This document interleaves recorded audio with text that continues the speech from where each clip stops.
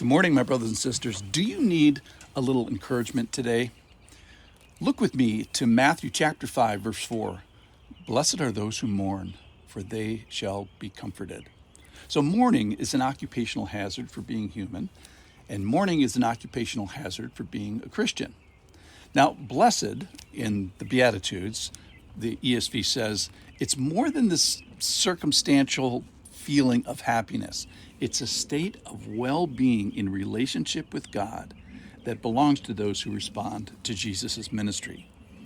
Blessed are those who mourn, for they shall be comforted.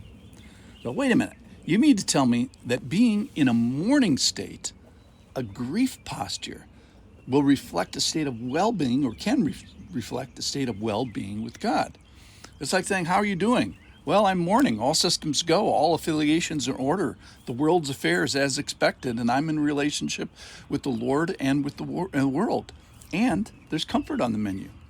So let's talk about what mourning is. Mourning, in this scriptural context, is godly grief over sin. So I was talking with a non-believing friend yesterday, not yet believing friend yesterday, about being in a relationship with Jesus. And in thinking about that conversation, as well as doing this podcast this morning, I'm assessing that there's one thing missing, which is godly grief over sin. Now, there is a critical element, this worldview, a posture. If you don't get that right, you don't get the remedy of Christ right. If you don't get the offense right, you probably won't get to godly grief. It's well explained in 2 Corinthians chapter 7, verse 10. For godly grief produces a repentance that leads to salvation without regret, whereas worldly grief produces death. In other words, worldly relief doesn't go anywhere. So you got to start with godly grief. Then you get to repentance. Then you get to salvation. So we must all start with the shocker, which is, I have offended God. And a penalty, and if not me, just, if you don't want to look at yourself, just look at Adam and Eve. I have offended God. We've offended God. And a penalty is demanded because of these relational crimes. And it's saying, realizing, I'm sorry. It's my fault. I am deserving of punishment.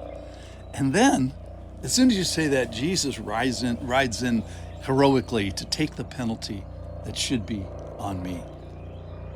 So here is a prayer for your not yet believing friends. May you have godly grief. May you be blessed as one who mourns. So may the Lord bless you with grief. How? Well, first of all, that he may plop this concern in your lap and not let it be taken away, which is, what will you do about your sin? And then phase 2 before God is this godly grief that goes somewhere to repentance, to salvation. So this, brothers and sisters, is the blessing that is bestowed on those who mourn.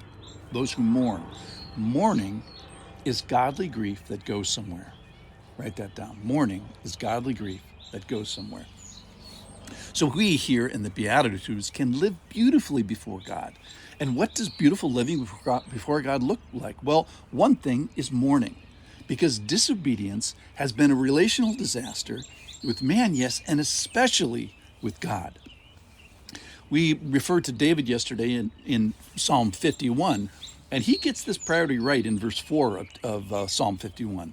He says, against you only have I sinned and done what is evil in your sight. Now, clearly, David has sinned against David and Bathsheba in practice, but in priority, David is right.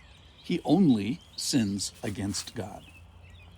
All right, so why should I care? What's in this for me if I get this right? Well, first of all, blessedness. You remember the state of well-being in relationship with God that belongs to those who respond to his ministry. How so? Specifically, comfort. You got to love the Bible. Here's what comfort means. Comfort means a call to one side to be encouraged. A call to one side to be encouraged. That's what the comfort means. If you're sitting there discouraged, depressed, oppressed, there's a route out of this. And rather than just saying, hey, look for the rainbow and the puppies, everything's okay, this passage says, kind of go the opposite way. Maybe the way out of this is through mourning.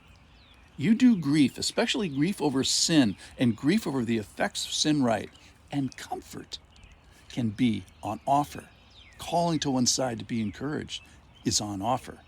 So wait a minute. The road to comfort and encouragement starts with, wait for it, grief, mourning over sin.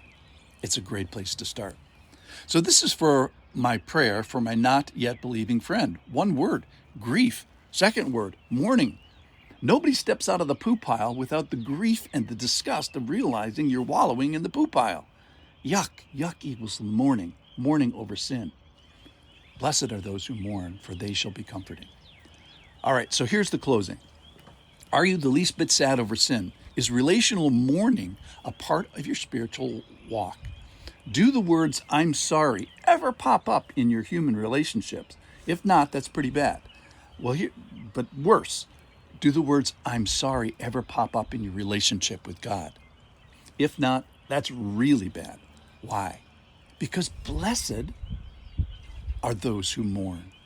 They shall be comforted. That is, mourning is the key to a right relationship with God. Specifically, grief over sin being this access point that cannot be avoided. That is not true. It can be avoided, but it shouldn't be avoided. So relational, beautiful mourning, especially over sin, should not be avoided. So the most generous thing that I can do for my friend is pray for his mourning, his beautiful relational mourning, grief over sin. And then he can experience this call to one side, call to the Lord's side to be encouraged. Blessed are those who mourn, for they shall be comforted. Thanks for listening.